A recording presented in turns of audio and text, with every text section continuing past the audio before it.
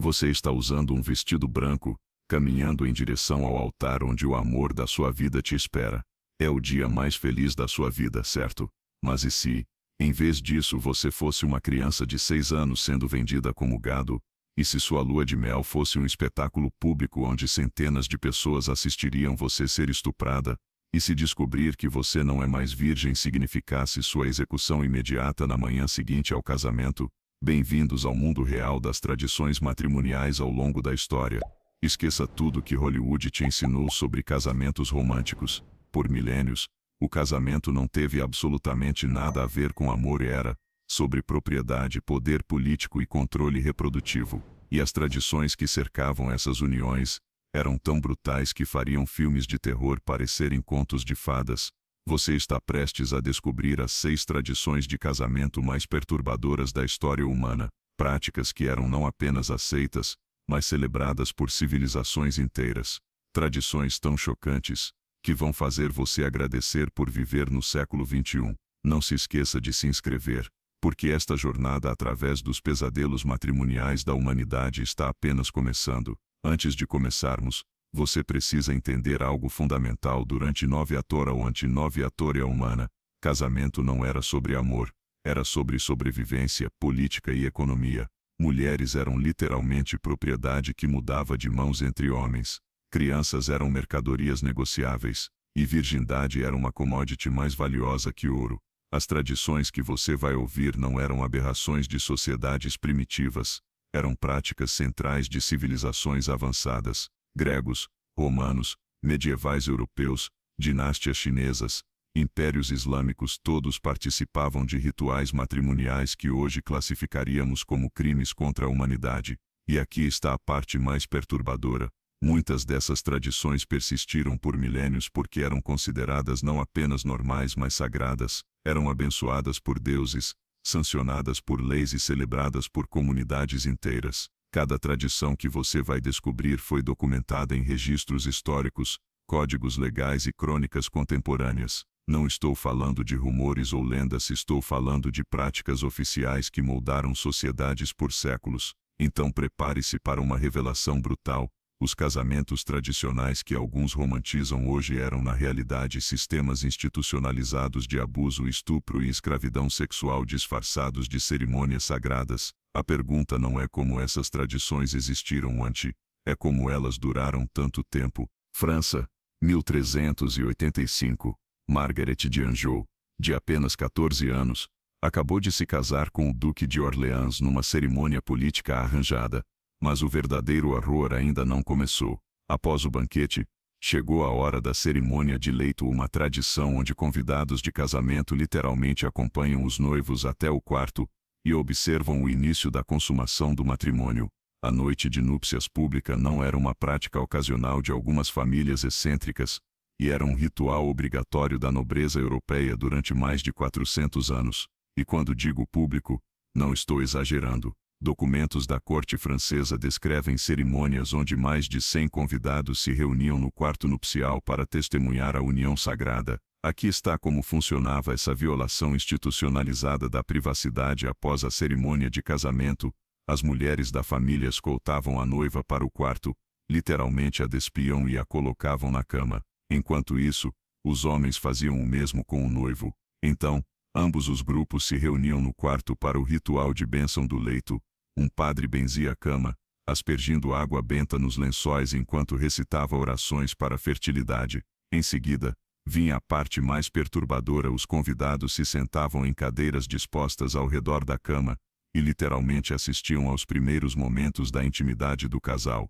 Registros da corte de Borgonha de 1379 descrevem em detalhes nauseantes como os nobres observaram com alegria enquanto o jovem duque cumpria seus deveres matrimoniais. Cronistas medievais documentam como famílias inteiras, incluindo crianças, eram forçadas a assistir como educação sobre os sagrados deveres do casamento. Mas aqui está a parte que torna isso ainda mais doentio: se o casal não conseguisse performar adequadamente na frente da audiência, o casamento podia ser considerado inválido.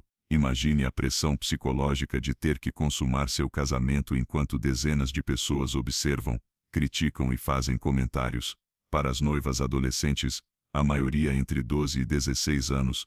Essa experiência era puro trauma. Documentos médicos da época registram casos de loucura nupcial, um estado de choque mental que algumas meninas desenvolviam após a cerimônia de leito. Uma crônica de 1374 descreve como uma noiva de 13 anos perdeu a fala por 3 meses após sua noite de núpcias pública. A tradição tinha várias justificativas legais igualmente repugnantes. Primeira, garantir que o casamento fosse consumado e portanto legal. Segunda, verificar que ambos os cônjuges eram capazes de cumprir deveres reprodutivos. Terceira, testemunhar que não houve substituição de noivos. Sim, isso acontecia. Algumas regiões desenvolveram variações ainda mais invasivas. Na Alemanha medieval, existia o teste da folha. Convidados verificavam os lençóis na manhã seguinte procurando por sangue como prova de virgindade. Se não encontrassem, a noiva podia ser devolvida à família original como mercadoria defeituosa. O aspecto mais chocante é como isso era considerado entretenimento social. Registros de despesas mostram que famílias ricas contratavam músicos para tocar durante a cerimônia de leito, serviam vinhos especiais aos observadores e até mesmo ofereciam apostas sobre quantos minutos a consumação duraria. A Igreja Católica não apenas permitia isso, ela oficializava. Manuais eclesiásticos do século XIV contêm instruções detalhadas para padres sobre como conduzir bênçãos de leito apropriadas. Papa Clemente VII chegou a escrever uma bula papal em 1523 defendendo a prática como necessária para a santidade do matrimônio. Crianças que cresciam nesse sistema consideravam completamente normal que intimidade fosse um ato público. Registros mostram jovens nobres planejando suas próprias cerimônias de leito com a mesma casualidade que planejamos festa de aniversário hoje. A tradição só começou a declinar no final do século XVI, não por razões morais, mas porque reis começaram a perceber que estava criando escândalos políticos. Quando detalhes íntimos de casamentos reais se tornavam fofoca pública, isso enfraquecia a autoridade monárquica. Mesmo assim, registros mostram que a prática persistiu em famílias rurais francesas até pelo menos 1650. A última cerimônia de leito documentada oficial aconteceu em 1745, no casamento do Delfim Louis Ferdinand da França.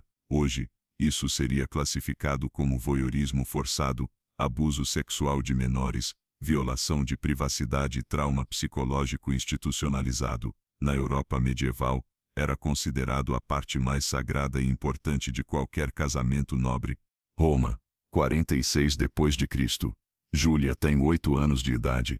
Hoje ela será casada com Gaius Marcellus, um senador de 34 anos, numa cerimônia oficial sancionada pelo próprio imperador Cláudio. E não, eles não vão esperar ela crescer. A consumação do casamento acontecerá na mesma noite, porque na lei romana, uma menina se torna mulher no momento que se casa, independente da idade. Os casamentos infantis romanos não eram casamentos simbólicos que seriam consumados anos depois. Eram uniões sexuais imediatas envolvendo crianças que mal sabiam falar direito. E isso não era uma prática marginal de famílias depravadas. Era a política oficial do Estado romano para as classes altas. A lei romana estabelecia que meninas podiam se casar aos 7 anos de idade. Não aos 7 anos mais alguns meses, não quase 8 meses exatamente aos 7 anos. Documentos legais do período imperial mostram centenas de contratos matrimoniais envolvendo meninas entre 7 e 10 anos, sendo prometidas a homens entre 25 e 50 anos. Mas aqui está a parte que torna isso especialmente horror. A lei romana também determinava que casamentos não consumados podiam ser anulados. Isso significava que essas crianças eram estupradas na noite do casamento como requisito legal para validar a união. Não era abuso, era obrigação jurídica. Plínio, o jovem, um dos escritores mais respeitados de Roma, descreve em suas cartas como planejou o casamento de sua sobrinha Calpurnia, quando ela tinha 9 anos. Ele escreve casualmente sobre preparar a menina para seus deveres conjugais e contratar tutoras experientes para ensinar as artes do leito. Estamos falando de preparar uma criança de 9 anos para a atividade sexual com a mesma naturalidade que discutiríamos matrícula escolar. Registros médicos romanos documentam uma epidemia de mortes durante o parto envolvendo meninas entre 10 e 14 anos. O médico Soranos de Éfeso, considerado o maior ginecologista da antiguidade, Escreveu tratados inteiros sobre como preservar a vida de esposas jovens durante gestações prematuras. Ele estava literalmente tentando descobrir como manter crianças vivas durante gravidezes que seus corpos não conseguiam suportar. O que torna isso ainda mais perturbador é que os romanos tinham conhecimento médico suficiente para saber que isso matava as meninas, mas faziam assim mesmo porque as vantagens políticas e econômicas superavam o que consideravam perdas aceitáveis de crianças. Marcus Túlio Cícero, o grande filósofo romano, casou sua filha Túlia aos 10 anos com Gaius Calpurnius Piso, de 28 anos. Em suas cartas, Cícero discute abertamente os benefícios estratégicos de casar filhas jovens. Elas eram mais facilmente moldáveis às expectativas dos maridos, produziam mais filhos durante a vida reprodutiva e consolidavam alianças políticas por décadas. Documentos de impostos romanos listam esposas menores como propriedade taxável, na mesma categoria que escravos e gado. Um papiro de 73 d.C., encontrado em Oxirrinco, lista Cornélia, filha de Marcos, idade 8 anos, esposa de Lúcius Flávios, como um bem com valor de 2.000 sestércios, o equivalente a 2 cavalos de guerra.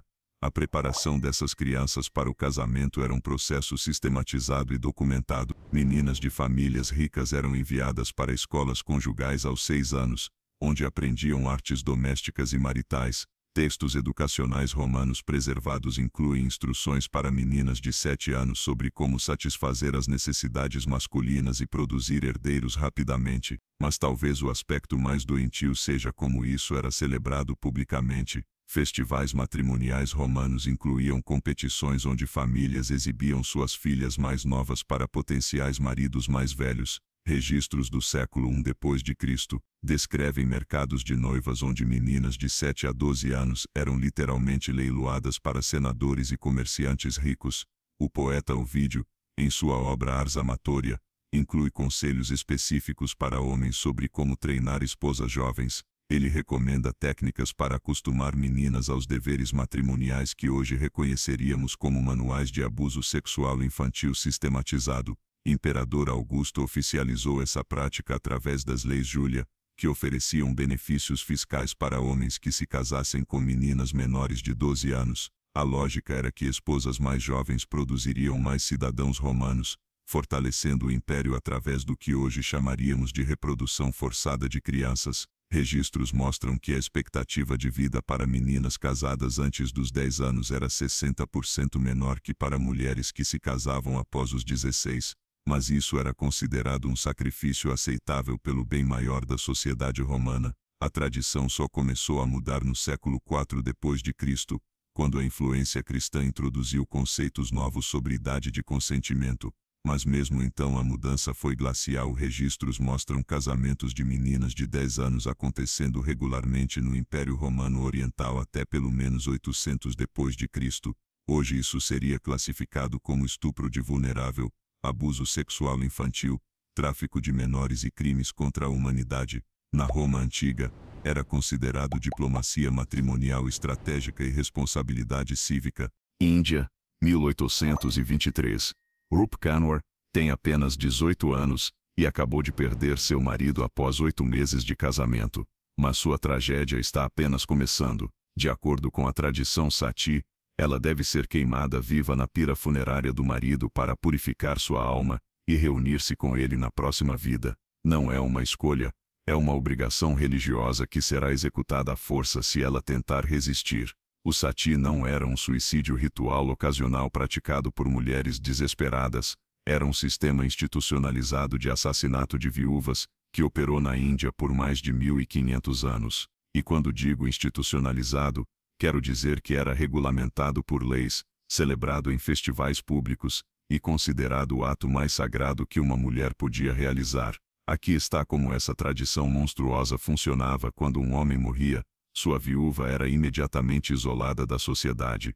Ela não podia comer, beber água ou sair de casa. Familiares a preparavam para o sati através de jejum forçado, drogas para reduzir resistência e lavagem cerebral religiosa contínua. No dia da cremação, a viúva era vestida com roupas de noiva e levada em procissão pública até a pira funerária. Multidões se reuniam para assistir ao que consideravam um espetáculo religioso sagrado. A mulher era então colocada viva na pira ao lado do corpo do marido morto e queimada até a morte enquanto milhares aplaudiam. Registros britânicos do século XIX documentam que entre 1815 e 1818, mais de 2.300 mulheres foram queimadas vivas em Sati apenas na região de Bengala. Isso é quase 2 mulheres assassinadas por dia durante 4 anos consecutivos, numa única província da Índia. Mas aqui está a parte que torna isso ainda mais perturbador. Muitas dessas mulheres eram crianças. Registros oficiais mostram viúvas de 8, 10, 12 anos sendo queimadas vivas porque seus maridos idosos morreram. Uma criança não podia nem compreender o que estava acontecendo, mas era morta assim mesmo porque a tradição sagrada exigia. O capitão Edward Thompson, oficial britânico que documentou centenas de casos de Sati, descreve em suas memórias como famílias inteiras colaboravam para assassinar suas próprias filhas, noras e irmãs. Em muitos casos, as mulheres tentavam fugir da pira, mas eram fisicamente arrastadas de volta e amarradas para impedir escape. Thompson registra um caso em 1821, onde uma viúva de 16 anos chamada Kamala tentou correr quando viu as chamas. Seus próprios cunhados a pegaram, quebraram suas pernas para impedir nova fuga, e a jogaram viva na fogueira. A multidão celebrou isso como evidência de que os deuses queriam que ela cumprisse seu dever sagrado. As justificativas religiosas para essa barbárie eram elaboradas e sistematizadas. Textos hindus como o Garuda Purana afirmavam que uma viúva que não praticasse sati condenaria tanto ela quanto o marido morto a 84 milhões de reencarnações em formas inferiores.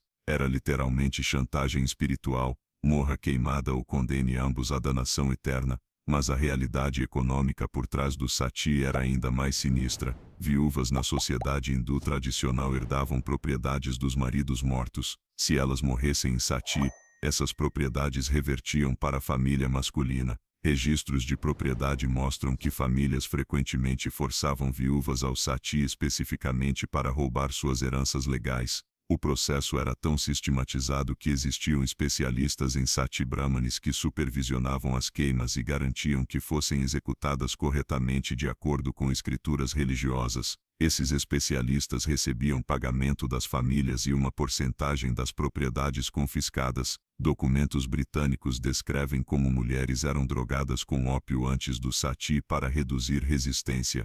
Outras eram embriagadas com álcool ou forçadas a ingerir misturas que causavam delírio. O objetivo era garantir que não tentassem escapar ou gritar durante a queima, o que profanaria a cerimônia.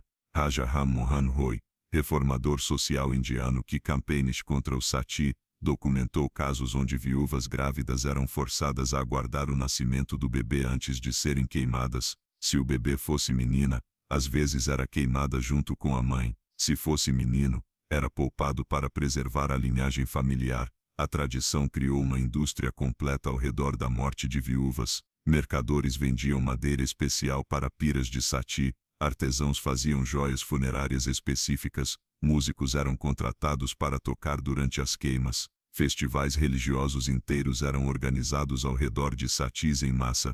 Registros mostram que algumas regiões desenvolveram sati competitivo onde famílias rivais tentavam superar umas às outras com queimas mais elaboradas e públicas. Quanto mais espetacular a morte da viúva, maior o prestígio social da família.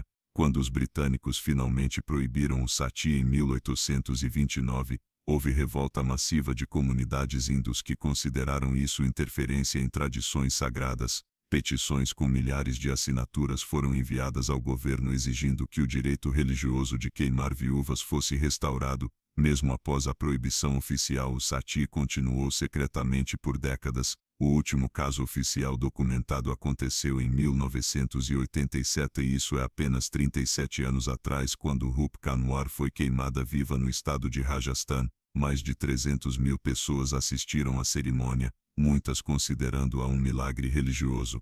Hoje, isso seria classificado como homicídio qualificado, genocídio baseado em gênero, abuso religioso e crimes contra a humanidade. Na Índia tradicional, era considerado o ato mais sagrado e nobre que uma mulher podia realizar. Floresta Germânica, 156 d.C., Brunilde está coletando ervas perto de sua aldeia quando guerreiros de uma tribo vizinha a cercam. Ela não está sendo sequestrada para resgate ou escravidão. está sendo conquistada para casamento por um chefe tribal que a viu durante uma feira de comércio. Nos próximos 3 dias, ela será estuprada repetidamente como parte do ritual de posse que a transformará oficialmente de solteira em esposa. O casamento por rapto não era crime entre as tribos germânicas, era uma forma legítima e respeitada de formar uniões matrimoniais. Códigos legais germânicos dos séculos 2 ao 6 d.C. não apenas permitiam o rapto de mulheres para casamento, mas estabeleciam regras detalhadas sobre como fazê-lo corretamente. O processo seguia protocolos específicos documentados em códigos tribais como a Lei Salian dos Francos.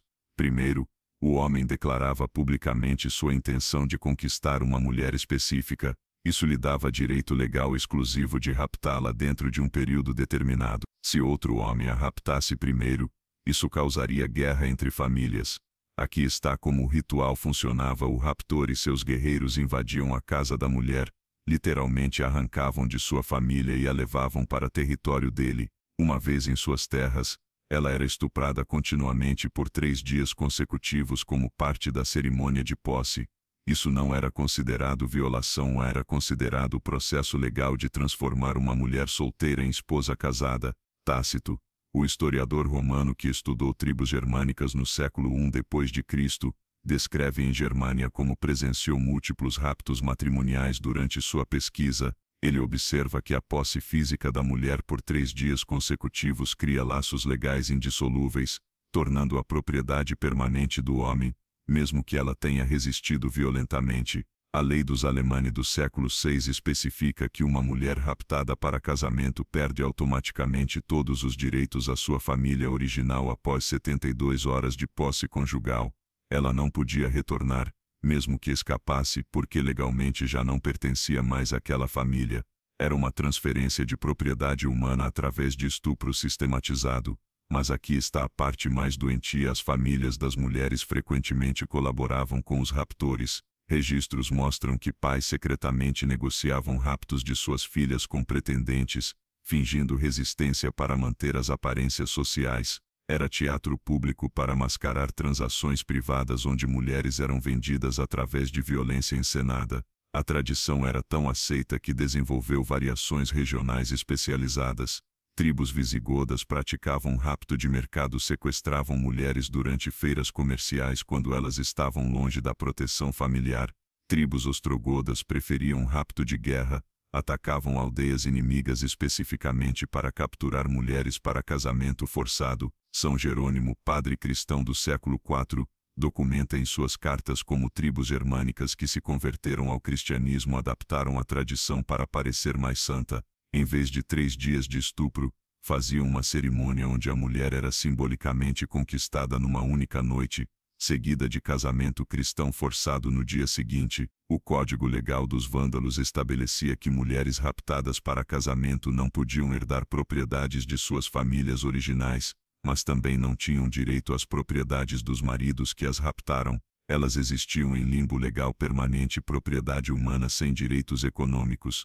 Registros arqueológicos de cemitérios germânicos mostram evidências físicas dessa prática. Esqueletos femininos dos séculos III e V frequentemente apresentam sinais de trauma severo ocorrido perto da idade matrimonial, fraturas de costelas, ossos quebrados nos pulsos de tentativas de fuga, e danos pélvicos consistentes com violência sexual repetida. A tradição criou uma economia perversa onde mulheres jovens eram literalmente caçadas como recursos.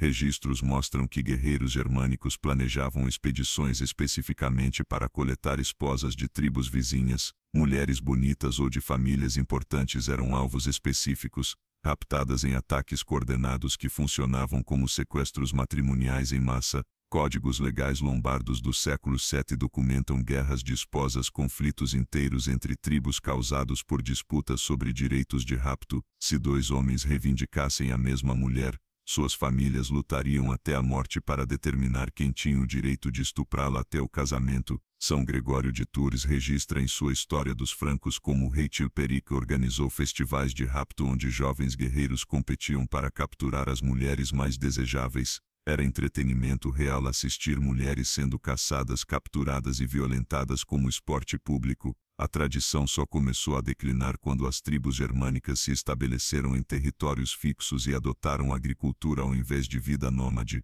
Mulheres se tornaram economicamente valiosas para trabalho agrícola, então famílias começaram a protegê-las ao invés de permitir raptos. Mesmo assim, versões modificadas persistiram por séculos. Registros medievais mostram raptos simbólicos onde casamentos arranjados eram disfarçados como sequestros para manter a tradição. O último caso documentado de rapto matrimonial genuíno entre povos germânicos aconteceu em 80 e 91 d.C., na Sassônia. Hoje, isso seria classificado como sequestro, estupro em série, cárcere privado, tráfico humano e violência doméstica institucionalizada. Entre as tribos germânicas, era considerado uma forma honorável e tradicional de formar família e demonstrar valor guerreiro. Constantinopla, 945 d.C.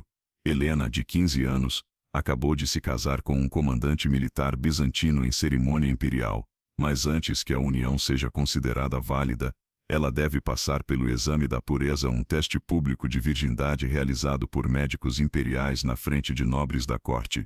Se falhar, será executada imediatamente por fraude matrimonial contra o Estado. O teste de virgindade público não era uma verificação médica discreta, era um espetáculo humilhante realizado como entretenimento da corte bizantina, e as consequências do fracasso não eram anulação do casamento ou vergonha social, era morte instantânea por decapitação, executada na mesma sala onde o teste acontecia. Códigos legais bizantinos dos séculos 8 e 11 estabeleciam que casamentos de nobres só eram válidos após confirmação médica da pureza feminina. Isso significava que jovens noivas eram submetidas a exames ginecológicos invasivos realizados por médicos imperiais na frente de testemunhas oficiais, incluindo o noivo, famílias de ambos os lados, e funcionários do Estado. Aqui está como esse ritual de humilhação funcionava. Após a cerimônia de casamento, a noiva era levada para uma sala especial no Palácio Imperial chamada Câmara da Verdade. Ela era despida completamente e colocada numa mesa de exame enquanto até 50 pessoas observavam. Médicos então realizavam um exame físico brutal para determinar se seu ímã estava intacto. João Cantacuzeno, cronista bizantino do século XIV, descreve em detalhes sádicos como presenciou mais de 20 desses exames durante sua carreira na corte. Ele escreve casualmente sobre como jovens princesas tremiam de terror enquanto eram examinadas, e como a confirmação da pureza era sempre celebrada com aplausos dos observadores. O aspecto mais monstruoso é que os médicos bizantinos sabiam que ímãs podiam ser rompidos por atividades não sexuais, exercício, acidentes, até mesmo andar a cavalo, mas realizavam os testes assim mesmo porque o objetivo real não era detectar virgindade mas humilhar mulheres e demonstrar poder masculino absoluto sobre corpos femininos. Registros médicos bizantinos preservados na Biblioteca de Constantinopla mostram que entre 867 e 1057 d.C., pelo menos 127 noivas falharam no teste de virgindade e foram executadas imediatamente. Isso significa uma execução por virgindade inadequada a cada 18 meses durante 2 séculos consecutivos. Mas aqui está a parte que torna isso especialmente cruel. Muitas dessas jovens eram crianças que nem mesmo entendiam o que estava acontecendo. Ana Comnena, historiadora bizantina do século XII, registra em sua Alexíada como sua própria irmã Ciodora, de apenas 12 anos, morreu de terror puro durante um teste de virgindade antes mesmo do exame físico começar. O sistema criou uma indústria de fraude ao redor de virgindade feminina. Médicos privados ofereciam reconstrução de ímã usando sangue de animais e membranas artificiais. Famílias ricas pagavam fortunas para garantir que suas filhas passariam nos testes. Era um mercado negro de virgindade fabricada. Registros de impostos bizantinos mostram que especialistas em pureza, médicos que realizavam testes de virgindade, eram pagos o equivalente a salários anuais de soldados para cada exame. Era uma profissão lucrativa especializada em humilhar e potencialmente matar jovens mulheres. O imperador Constantino VII oficializou a prática através do Decreto da Pureza Imperial em 904 d.C., que tornava testes de virgindade obrigatórios não apenas para casamentos nobres, mas para qualquer união envolvendo funcionários do governo, militares de alta patente, ou comerciantes ricos. Era um sistema de controle social através de terror sexual. Liutprando de Cremona, diplomata italiano que visitou Constantinopla em 968 d.C., descreve em suas memórias como ficou horrorizado ao presenciar um teste de virgindade que terminou em execução. Uma menina de 14 anos chamada Maria foi decapitada na frente de 80 convidados quando médicos declararam que ela não atendia aos padrões imperiais de pureza. A crueldade era intensificada pelo timing deliberado. As execuções aconteciam imediatamente após o fracasso no teste, com a espada do carrasco já posicionada na sala. Não havia apelações, segundas opiniões ou tempo para preparação espiritual. A descoberta de impureza resultava em morte instantânea enquanto a família observava em horror. Registros de execuções preservados nos arquivos imperiais mostram que o método preferido era a decapitação com uma espada especial chamada lâmina da justiça conjugal. A cabeça era então exibida publicamente por 3 dias como aviso para outras jovens sobre as consequências de enganar o Estado sobre sua pureza. O sistema era tão brutal que desenvolveu rituais de preparação específicos. Famílias realizavam testes privados meses antes dos casamentos, usando parteiras para verificar virgindade das filhas. Se descobrissem problemas, algumas famílias matavam suas próprias filhas em segredo para evitar a vergonha pública de uma execução imperial. Documentos mostram que imperadores às vezes concediam perdões de pureza como favores políticos especiais. Se uma família importante tivesse uma filha que falharia no teste, podiam pagar subornos enormes ou oferecer viços militares em troca de dispensar o exame. Era corrupção sistematizada ao redor de controle sexual. A tradição criou paranoia social extrema. Pais mantinham filhas em isolamento virtual após a puberdade, proibindo qualquer atividade que pudesse danificar seus ímãs. Registros mostram meninas sendo impedidas de andar a cavalo, praticar dança, ou até mesmo correr, porque famílias temiam que atividades físicas causassem impureza acidental. São João Crisóstomo, patriarca de Constantinopla, escreveu sermões defendendo a prática como proteção da santidade matrimonial. Ele argumentava que mulheres que mentiam sobre virgindade corrompiam a pureza do Estado e mereciam morte como traidoras espirituais. A última execução documentada por falha em teste de virgindade aconteceu em 1057 d.C., quando a imperatriz Teodora aboliu a prática após sua própria neta quase ser executada devido a um exame médico incorreto. Mesmo assim, testes privados continuaram em famílias nobres por mais 2 séculos. Hoje, isso seria classificado como abuso sexual, humilhação pública, pseudociência médica, execução sumária e genocídio baseado em gênero. No Império Bizantino, era considerado proteção sagrada da pureza familiar e responsabilidade cívica imperial. Istambul, 1520. Ayşe é uma jovem de 16 anos que acabou de ser selecionada como a 7ª esposa do pacha local. Mas ela não está apenas se casando, está entrando numa competição de vida ou morte onde deve eliminar as outras esposas através de envenenamento, sabotagem ou assassinato direto para se tornar a esposa principal. Falhar significa morte, vencer significa sobrevivência, mas ao custo de se tornar uma assassina múltipla. A poligamia competitiva otomana não era simplesmente um homem tendo múltiplas esposas, era um sistema deliberadamente planejado, onde mulheres eram forçadas a se matar umas às outras pelo direito de sobreviver no casamento. E isso não era uma distorção de famílias disfuncionais. Era a política oficial do Estado otomano para suas elites. Códigos legais otomanos dos séculos XV e XVII estabeleciam que homens de alta posição podiam ter até 12 esposas simultaneamente, mas apenas uma podia ser designada como esposa principal com direitos legais e herança. As outras existiam em estado de guerra perpétua, competindo para eliminar rivais e conquistar a posição de sobrevivência. Aqui está como esse sistema de assassinato matrimonial institucionalizado funcionava. Quando um homem rico decidia tomar uma nova esposa, ela era oficialmente informada de que estava entrando em competição pela vida com as esposas existentes. Regras específicas governavam como essa competição podia ser conduzida. O Kanun-i Harem, lei do harém de Tinsintuesu I, permitia que esposas usassem qualquer método para eliminar rivais, exceto violência física direta testemunhada por homens. Isso significava que envenenamento, sabotagem, acidentes arranjados e assassinato por terceiros eram todos completamente legais dentro do contexto matrimonial. Lady Mary Wortley Montagu, esposa do embaixador britânico no Império Otomano, documentou em suas famosas cartas de 17 como presenciou múltiplos assassinatos entre esposas de oficiais otomanos. Ela descreve como mulheres vivem em terror constante, testando cada refeição para veneno e dormindo com facas sob seus travesseiros. Registros de tribunais otomanos preservados nos arquivos de Istambul mostram que entre 1443 e 1600 pelo menos 847 mulheres morreram em acidentes domésticos envolvendo esposas múltiplas de oficiais do Estado, taxa de mortalidade de 5 e 6 mulheres por ano durante 147 anos consecutivos, apenas em casos oficialmente registrados. O aspecto mais perturbador é que o sistema era apresentado como empoderamento feminino. Mulheres eram informadas de que tinham agência para determinar seu próprio destino através de competição. Na realidade,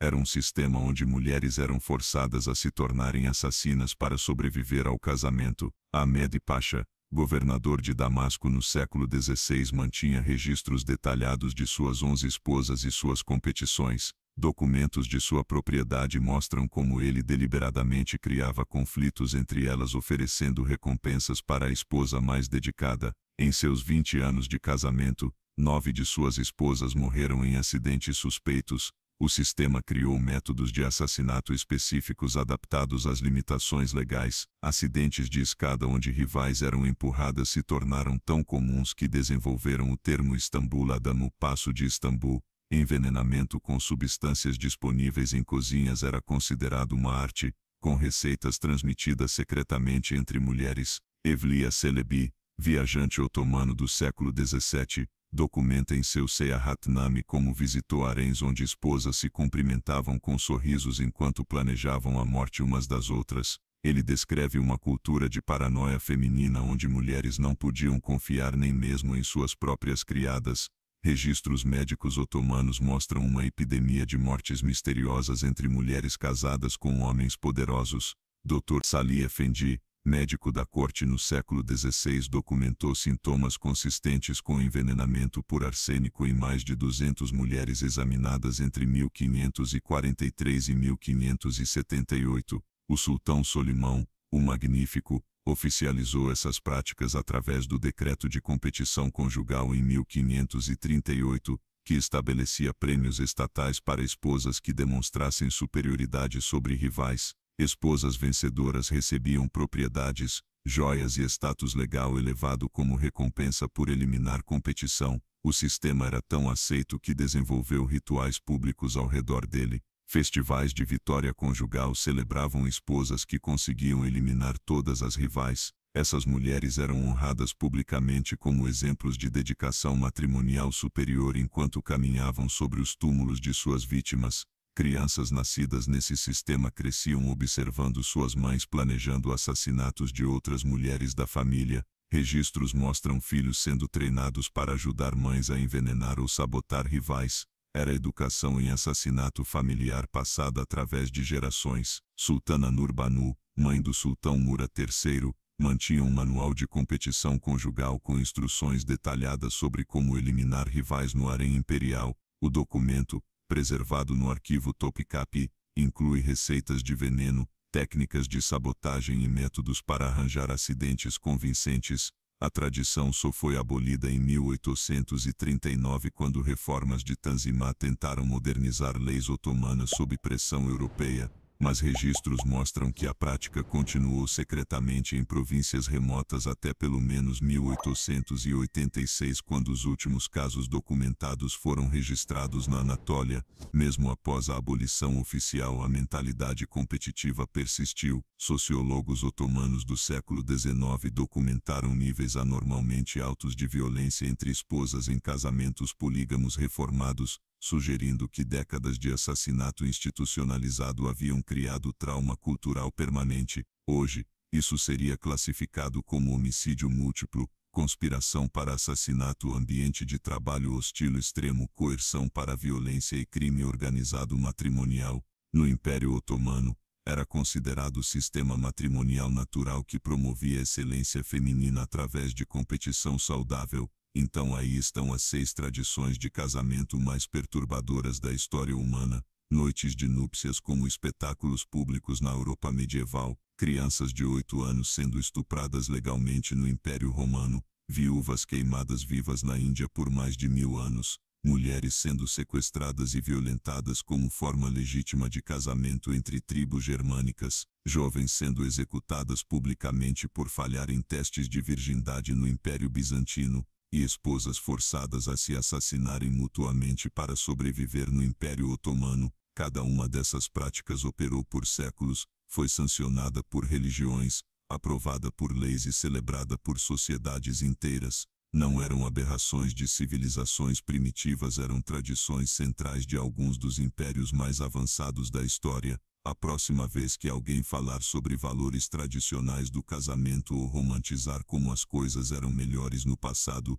lembre-se, estamos falando de uma história onde casar significava ser propriedade, onde intimidade era um espetáculo público, e onde mulheres eram literalmente assassinadas por não atenderem padrões impossíveis de pureza. O casamento moderno, com todas suas imperfeições, é o resultado de séculos lutando para escapar dessas tradições monstruosas. Se este vídeo abriu seus olhos para realidades históricas que prefeririam te esconder, compartilhe com alguém que precisa dessa perspectiva, e se inscreva no canal para mais verdades sobre o passado que eles não ensinam na escola, porque conhecer a história real é a única forma de garantir que nunca repetiremos.